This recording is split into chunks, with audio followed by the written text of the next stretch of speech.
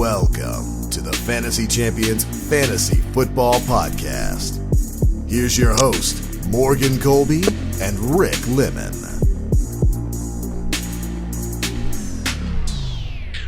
Welcome to the Fantasy Champions Fantasy Football Podcast. Halfway through Week 17 content, the last regular season content we're going to provide to you of the year. Very sad, but also nice. I kind of, I don't want fantasy football to be over. I won't say that, but I said this a couple weeks ago. The regular season content gets redundant. You talk about the same four things over and over and over again with different players. It's awesome for the first 8 weeks. Yeah, because you're pumped. You're like, oh, fantasy football. Yeah. I mean, I'm pumped about fantasy football all year round, but then I am too. I mean, I got championship games this week. It's like there comes a point where it's the same content over and over again. So it'll be nice to talk about different stuff. But anyway, we're gonna talk today. There's no more Thursday Night Football. So Thursday Night Football's over. Right. And I thought there was Saturday games, so I was gonna talk about the Saturday games, but there is no Saturday games either. It's just full Sunday and Monday games. That's weird that there's no Thursday Night Football this week. No Thursday Night Football. And there's no Thursday Night Football next week. So there's no more Thursday Night Football anymore for rest of season, which is crazy. But instead, we are going to talk about some league winners. Okay? Players that, and this is not a postseason episode yet, because we'll probably have one specifically related to people that won leagues, but guys that, if you have them on your roster, are going to give you a really good shot of winning a championship, or guys that carried you all the way to the end here, and maybe what you should do with them rest of season. So we got 5 players that we're going to talk about, but we're just going to call this league winners because, it's week 17. This is where you win your leagues. Should be fun. Right. Anyway, how you doing, Rick? Did I say our names already? I don't remember. I don't remember either, but I'm doing good. How are you? I'm doing fan-freaking-tastic. Good enough for the pleasantries. Yeah, enough of the pleasantries. We're going to try to make this quick today. Check our website at thefantasychampions.com. Follow us on Twitter, Instagram, Facebook, TikTok. If you're listening on Apple Podcasts, Spotify, Stitcher, or any other podcast platforms, please leave a review and share this podcast with your friends. If you're watching on YouTube, subscribe, click the bell for notifications, like, and comment down below any questions that you may or may not have on the week. There might be players on this list there might be players that aren't on this list that also happen to be league winners, but we're going to talk about some main ones here that have carried you to this point that could actually win a championship for you. Yep. There's actually one guy I just thought of that's on this list that, I don't know if I should replace the last guy with him. I don't know if you're going to like this, but okay. If you look at his numbers, he kind of has them.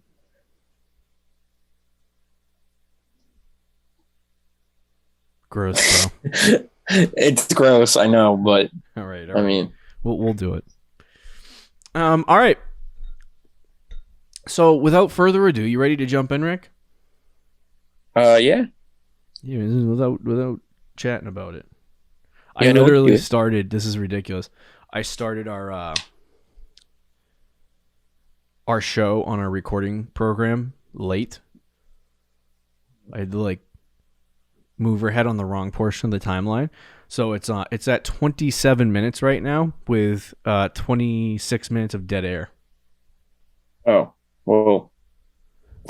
Well, you have to do quick math to figure it out. Yeah, I'm going to be very confused. I am excited to talk about this first guy, though. Okay, let's jump in and talk about the first guy then. And Rick, why don't you start it off with Cooper Kupp? I have a theme this year in 3 championships.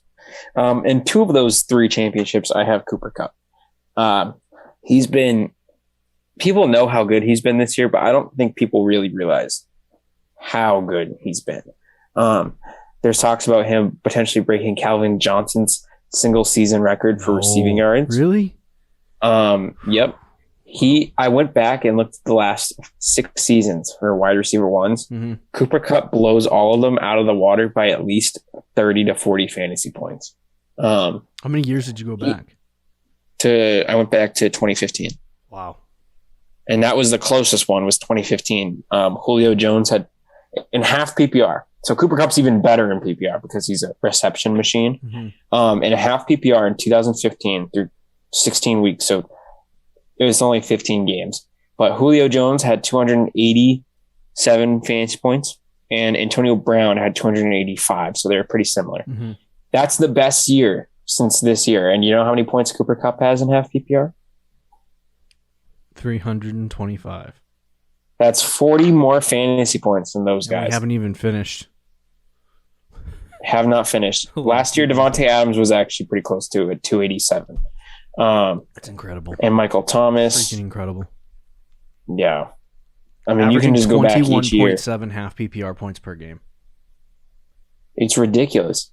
I mean, he's having a monster season. If you go to regular PPR, it's ridiculous. 391 fantasy He's points. literally scoring really almost the same amount as a quarterback. Yeah. Yeah. He's been that good.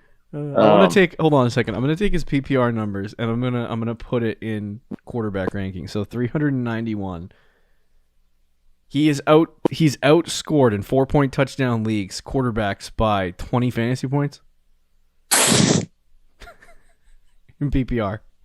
That is insane. That is absolutely insane. And I want to see in half PPR because what is he at? He's having. I had to go back. If you look at full PPR, I had to go to running backs to kind of compare in full PPR. Yeah. And the only guy that kind of the last few years, because if Jonathan Taylor last year, it wasn't Jonathan Taylor. Let me see who it was again. It was Alvin Kamara. Oh, Alvin Kamara. So he was Kamara. At this point in the season, had less fantasy points than Cooper Kupp. Wow. And he was the RB1 last year at this point. 2019, though, that's where it changes things because Christian McCaffrey had 448 fantasy points. It was averaging 30 fantasy points a game in PPR. That's absurd. Insane season. Yeah. I think the big thing for Cooper Kupp, too, is just I kind of underestimated a little bit because it's funny because, we'll do a postseason like biopsy, I guess, if you want to call it that, of fantasy football, what we learned, different stuff like that in January. But probably next week, I would think.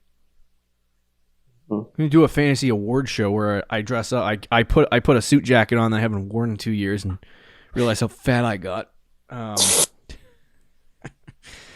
But anyway, Cooper Kupp was one of those guys that I'm like. It's funny because I never really he was like a guy that I was like, okay, yeah, I would draft Cooper Kupp. Mm-hmm. But it wasn't like a guy that I was targeting. So there's nothing I'm like I can't take a victory lap on him. But I'm also like, why didn't? Because I remember we talked about Cooper Kupp like a couple of times, and he was like, oh, he should have a good season because they got Stafford and their offense will probably be a little better, right? Yep. And we never put everything together to be like, okay, Cooper Kupp is gonna be the guy. I know. We never officially were like, okay, what? So my question is, why were we not more bought in on Cooper Kupp? Because that's where I was gonna start. Robert Woods, I think, is a bit, and Woods played okay. He was good when he was out there, but he wasn't as good as I think. Well, even then, he played pretty well. I think we underestimated maybe Stafford's numbers and his touchdowns. Mm-hmm. That's the thing, because Stafford's always thrown for yards, but now that he's on the Rams, he has 36 touchdowns. He's. I think we just underestimated that, and I had Cooper Kupp in a couple weeks. I liked Kupp, but I didn't, and I thought he would have a better season, mm-hmm. but I definitely didn't anticipate the year that he's having. The big thing about Cooper Kupp too, and this is. It's sheerly and this is what it's all. This is what it is for most receivers. But when you're getting a target share as 177 targets, as prolific, oh my gosh, as Cooper Kupp, that's what happens. He's had one game this year under 10 targets, one game. And the thing is, he's also extremely efficient. Yes, his targets. He doesn't drop any passes. I think that's the thing, because Stafford has missed him a couple times, but he really doesn't drop any passes. Mm-hmm. He's very solid in that standpoint, and I think he's become Stafford's not only main receiver, but he's also his security blanket. Yeah. So he does everything. He's the guy in the offense. I think another thing that we didn't anticipate was when Cam Akers went down in the summer. They became a very heavy pass first team, which I thought, back in like June and July, I figured they would be a much more balanced attack. But Stafford has thrown the ball like he throws the ball a lot. I think he has 534 pass attempts, which is up there for some of the most in the league. So that played a factor in it as well. But yeah, Cooper Kupp has been ridiculous. If you have him on your team, you're probably in the championship. Yeah, 100%. There are, like you said, you have Cooper Kupp in the 3 leagues you're in the championship. 2 of the 3, yeah. 2 of the 3. I have Cooper Kupp in a league that I'm in the championship with. I know a team that has Cooper Kupp that's in the championship with. So this guy is in a championship with a lot of leagues. And we're talking about leagues that had, teams that had Derrick Henry and died because should have died because they had Derrick Henry got hurt. And it's just Cooper Kupp's 21. When you're scoring that many fantasy points on a weekly basis, you basically become, like we just said, in PPR formats, he has 20-something more fantasy points than the leading quarterback. And when you have a wide receiver that is scoring like Cooper Kupp is, it's almost like a replacement for your quarterback position. So if your quarterback craps the bed, it doesn't matter. And that's essentially what has happened for a majority of these teams, where it's like he's had one bad game this year against Arizona in week 4. One bad game. I remember in week 3, after Mike Williams had that like big game, and it was Mike Williams and Cooper Kupp to begin the season just going off, right? Yep. And I was like, they're going to come back down to earth. They're going to come back down to earth. They have to. Mike Williams is going to come down to earth. Cooper Kupp is going to come down to earth. And then they had the 8 and the 12-point games, and Mike Williams went way down to earth, and he sucked for the majority of the season. Cooper Kupp had 8 and 12 points, and I'm like, okay, this is Cooper Kupp coming back down to earth. And then he goes 29, 32, 21, 15, 17, 15, 22, 24, 30, 16 and a half PPR. And so he's winning leagues. And he has this week the Baltimore Ravens, who have been freaking awful defensively lately. Yeah, their top 2 corners are out for the year. And so I would imagine that the Los Angeles Rams are going to come into this game, and they're going to throw the ball like they normally do, and Cooper Kupp could put up 20-plus points and will put up 20-plus points. And I will not be shocked if we're sitting here on Monday or Tuesday talking about the championships that we won, reminiscing on the season, and realizing that Cooper freaking Kupp won a lot of people championships, which is shocking. Now, I also wanted to reference that he was a 4th and 5th round pick in drafts. That's what I'm saying. That's the crazy part. That's why he's playing a keeper league and you drafted Cooper Kupp in like the 4th or 5th round. Do you want to keep him though? This is what I'm. Now I'm starting to. I mean, this is for the off season. But I'm right. You start asking questions like, it's a good keep, but like a better keep would be the next He's not going to be. He's obviously not going to have the year he had this year, but he still could be like a top 10 receiver with Stafford. Right. It's ridiculous how effective he was. So yeah. Like Rick said, the statistics speak for themselves. How dominant he has been. We'll talk about decompress in the offseason about how ridiculously good Cooper Kupp is. In PPR, he's almost 100 points ahead of the next wide receiver. It's absurd. So he's a league winner, 100%. He's a guy that's on almost every league-winning fantasy team. Almost every championship team that is playing this week. Not every, obviously, but most championship teams, I would say probably over 30%, probably have Cooper Kupp. And that's pretty good. Yeah, who's probably second on that list, though? Yes, it's the next guy. Good transition, Rick. It's Deebo Samuel. Yep. Deebo, this is the guy I'm talking about with the keeper stuff, because I don't know what the 49ers are going to look like next year, but is it really a risk if you have Deebo Samuel on your team and you use your 9th round pick as... No, definitely not. Definitely so that's not. Even though I don't know, because Trey Lance is I was going to say, I just wanted to really quickly, before we like jump into Deebo Samuel, tell you what his average draft position was back in August, and it was pick 71. So yeah, he jumped up. What was that? That's like 6th round. That's like, yeah. I wonder if people are mocking now because I know we drafted him in like the 7th, 8th round. I think. Let me pull it up in most leagues. In a league that I had from last year. Yeah, I'm pretty sure it was because people do mock drafts during the season, but yeah, Deebo was a 7th, 8th round pick. Yeah, and a couple of leagues I just that seems more accurate. But anyway, Deebo was just.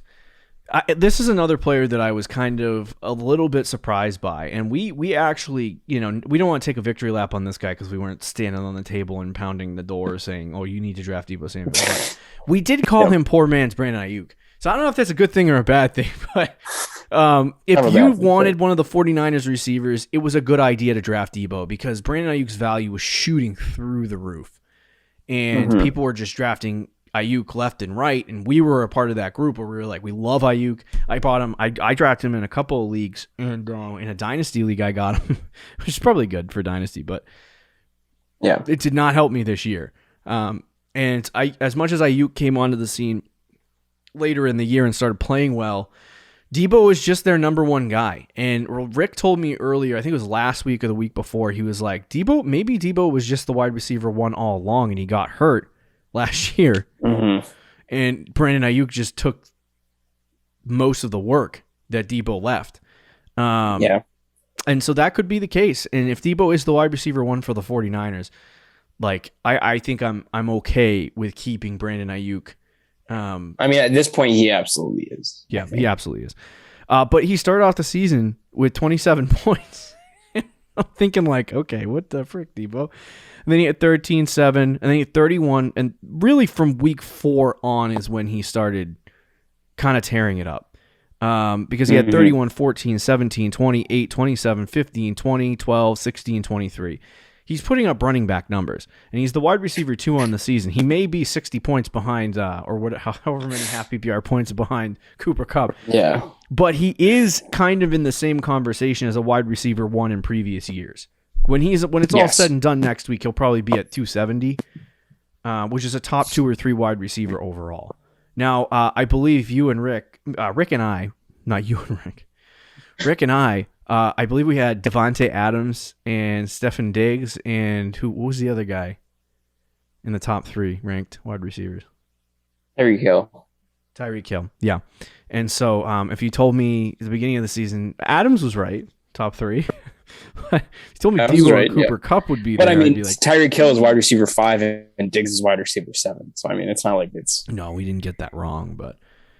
So Deebo just he played really well, and I think it's funny because early in the season he was getting a massive target share, and then they had some problems with Elijah Mitchell in the running back position, and they had to shift their focus a little bit for Deebo to rushing, and so they added that portion to his game, and it's just he's had rushing, he's had receiving, he's really done it all this year, and it's like when he doesn't get targeted through the air, they're giving it to him on the ground, and when he gets targeted through the air, they still give it to him on the ground. So it's like he's been fantastic, and he also scored 257.5 PPR fantasy points in one less game. So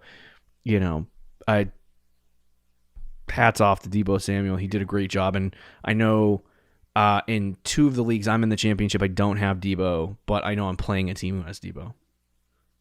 Yeah, in our home league too, it's Deebo versus Cooper Kupp. Yep. One of these guys is going to win a championship. I mean, if you drafted Deebo in like the 8th round, you know how big of an advantage that is? 7th or 8th round.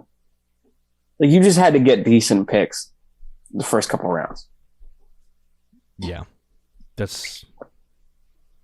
Like, for example, our home league, one of the guys in the championship, Tyreek Hill. So that's a wide receiver 1. Austin Eckler. Yeah. That's the RB2 on the season. In PPR. Mm-hmm. And then you get Deebo later in the round. So you have 2 easily wide receiver 1s. You got your RB1 right there. Mm-hmm. And you still got the 3rd, 4th, 5th, 6th. Like, it's a cheat code, man. Yeah, Deebo I think when and I'm mad about Debo personally, just because Triggered. I did like him a lot even in the offseason, and I just didn't draft him in the all the leagues. I remember It's funny in our home because- league draft, I told the guy who drafted Debo that I wanted Debo, and then he took Debo that round. Dang, bro. There needs to be like, this will be the age-old question for fantasy football, but and I want to try to spend the next week unpacking it and maybe explaining it in the off season to you people, because there are just some players that everyone has on their teams that just go off every year. Mm-hmm. And it's like, how do you find, because we all, me and Rick spend our off seasons just chatting our brains away, and I think we're going to have to quickly mention the 4th and the 5th guy, not talking long. We'll just do like 3 main ones and then 2 quick ones because we're already over. But there's always a few players that take over at the end of seasons or during the whole season. And like last year, Alvin Kamara, just RB1, got drafted like in 2020, got drafted as like the 4th, 5th, or 6th pick in drafts. And so he wasn't expected to be the RB1. And he gets 50 points in the championship. And just carries people all the way. And it's like you obviously can't predict or project 1 week of fantasy football, let alone a whole season accurately, completely. But how do you find these players like Debo, like Cooper Kupp, that take you to the championship game where a majority of teams that made the championship have one of these 2 guys or one of the 3 guys, the next guy that we're going to talk about, on their squad? Imagine you drafted Kupp and Debo. Holy frick. And you could have done it feasibly. Easily, there's a roster. If you have a roster, please comment down below. if you have Kupp and Debo. If you have Kupp and Debo on your roster. Imagine you took Jonathan Taylor in the 1st round. Even see, this is what I'm talking about. So like we all rank. We spend off seasons doing research and we rank guys, and we have to rank the top players. Like, are we going to rank Cooper Kupp and Debo Samuel number 1 overall this year? Probably not. I'm probably going to do it with Devontae Adams again because I love it. It's like, well, this year maybe not. Maybe. Oh yeah, that's true. That's true. Still don't know what's going to happen. I actually looked at people are doing like super early, like what the 1st round they think the 1st round is going to look like next year. And I've seen a lot of people have Kupp in the 1st round. Oh, yeah, 100%. He'll be in the 1st round. I don't know if it's a smart move. Yeah. I'm going to peg massive regression. I'm not going to say massive regression, but I'm going to be with you on regression. I think 2nd or 3rd round is okay, but when you start talking about Cooper Kupp top 5, people will do that. I can't wait to dissect this season because there's so many things we got dead wrong, which we'll talk about, and there's so many things we got so right. Unbelievable. I know. People are just bricks when it comes to it's. You buy into maybe that'll be one of my my things I learned about this year is don't buy into the hype.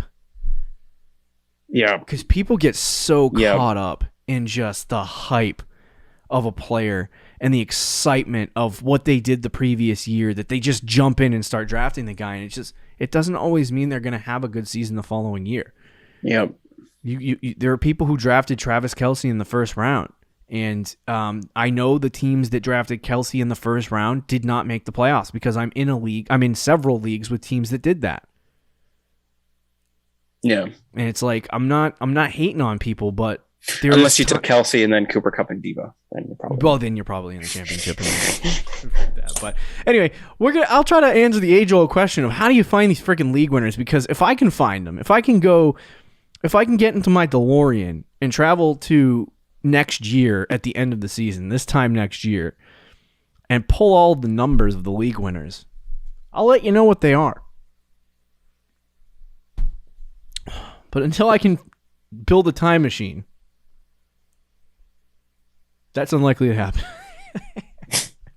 So we'll do our best. But anyway, let's talk about the 3rd guy, which is Jonathan Taylor. And I'll tell you, early in the season, I was a little bit nervous.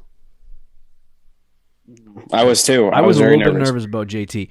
And I remember we had a conversation, right, Rick, earlier, like probably around July or August, where we were talking about how they brought Marlon Mack back. They have Naheem Hines. They have these guys in there, and they still had, what's the other guy's name that's completely non-existent now? Jordan Wilkins. Jordan Wilkins, yeah. And so we were like, they have all these running backs.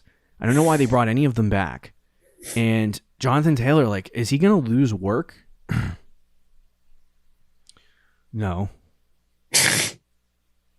Not really.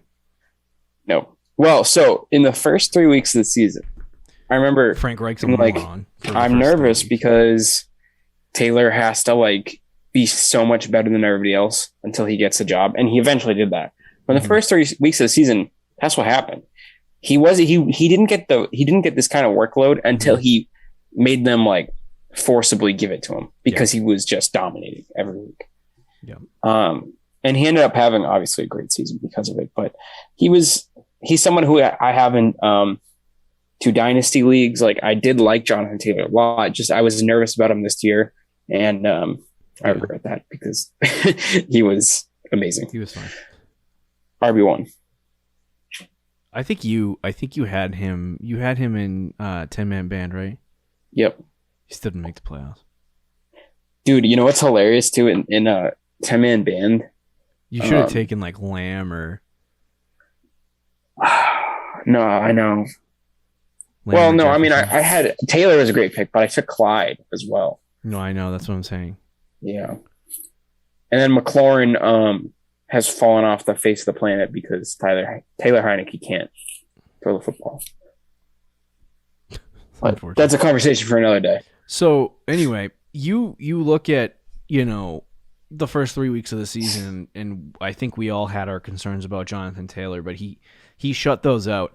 And I think he had some really dominant weeks, but there was a team in a league that we were playing in, I believe it's the home league too, where a team legit went like, I think they went 2-7 to start the year. In the first, was that 9 weeks? And then Jonathan Taylor started to turn it on. Like, he was already on.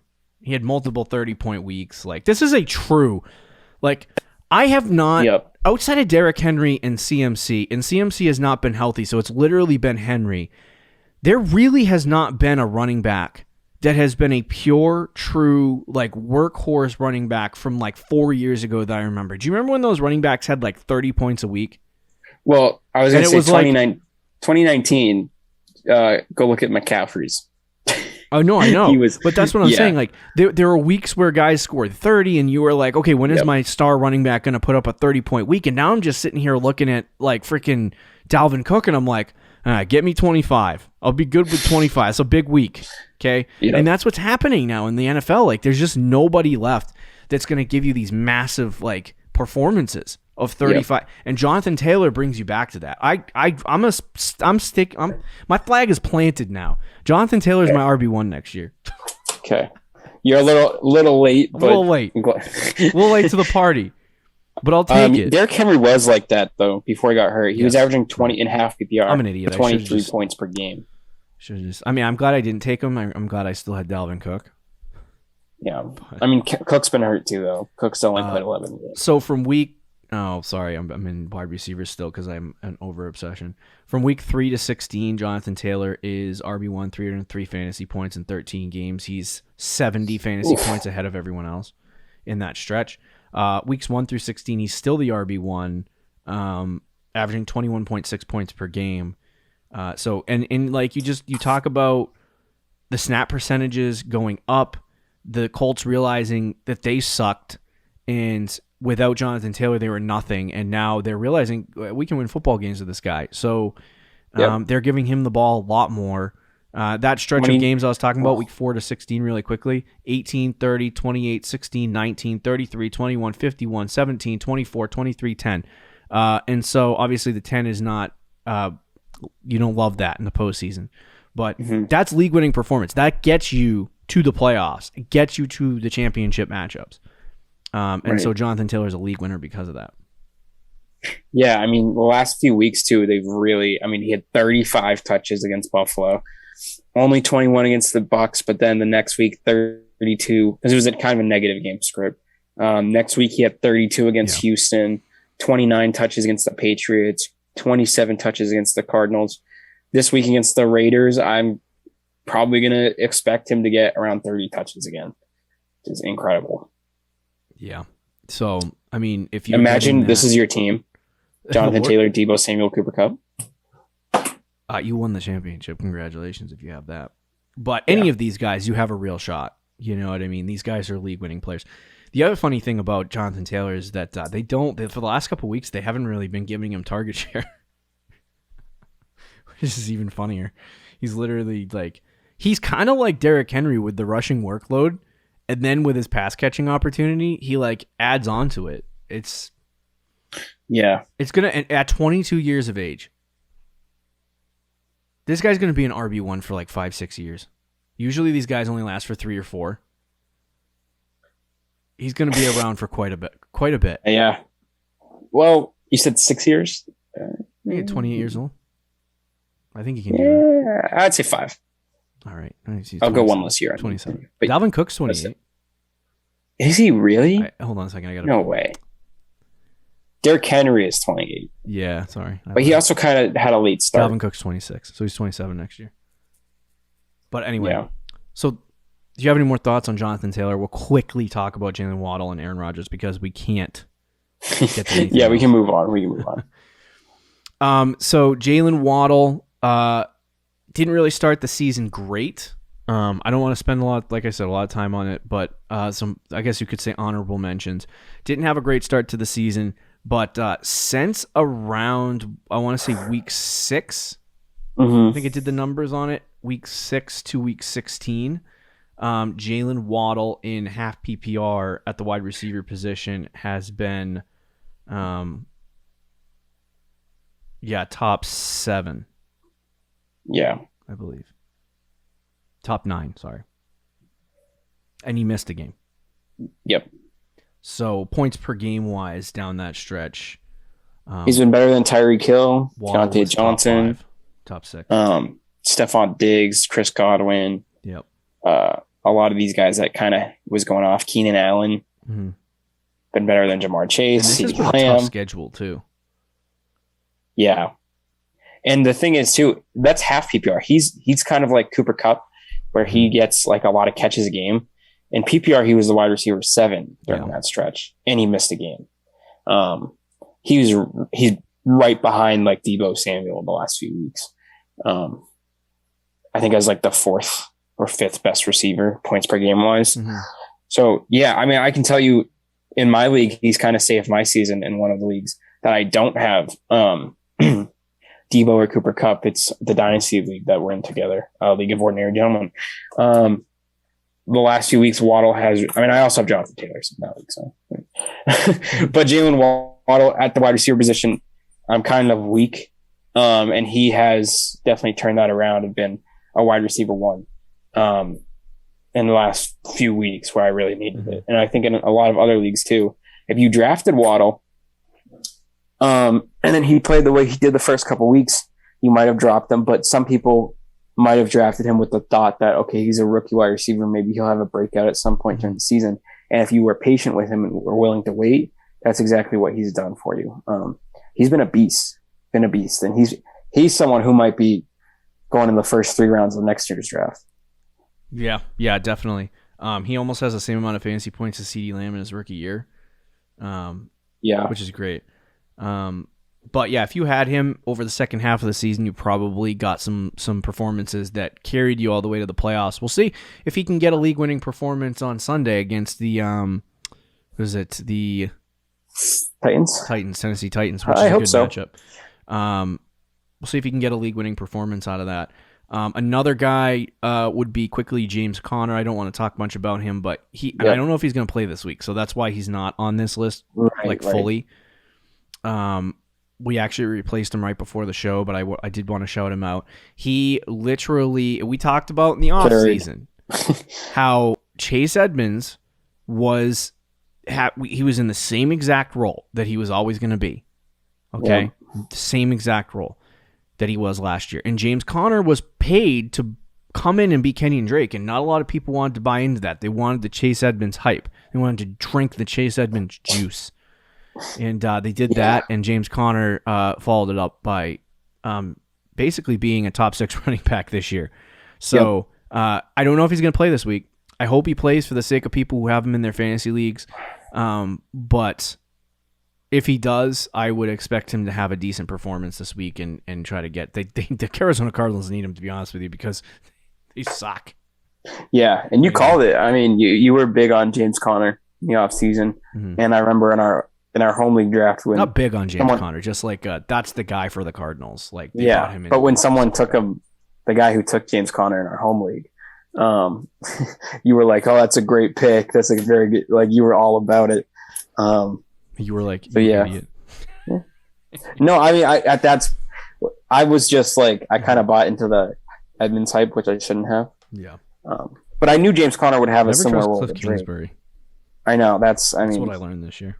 Yeah, he's all over the place. But James Conner definitely a league winner. But the problem is he got you to the playoffs. He definitely got you to the playoffs. But now you got to win it without him. Yeah, most likely. And then the final guy that we were going to discuss is 38-year-old Aaron Rodgers, and they're putting something in the juice now for the NFL. There's got to be some kind of legal drug. Some kind of legal drug here for the quarterbacks because they should not be playing this great at 38 years old. Now, last year, in 2020, Aaron Rodgers, through 17 weeks of the regular season at the quarterback position, had a top 3 finish, and we thought for sure this was it for Rodgers, that he was not going to be the guy. And Rodgers is 6-7 right now. But he has consistently, basically, like, take out week 1 where he had that terrible performance, right? I was going to say, yep. And then he missed a game, too. And he missed where the other quarterbacks really haven't, other than Hurts. But Rodgers, from week 2 to 16 here, has been a top 4 quarterback, taking out that 3-point performance in week 1. And that is, like Rick said, without the extra game. So if you give him his average, he's ahead of Tom Brady. He's the QB3. And he's the QB3.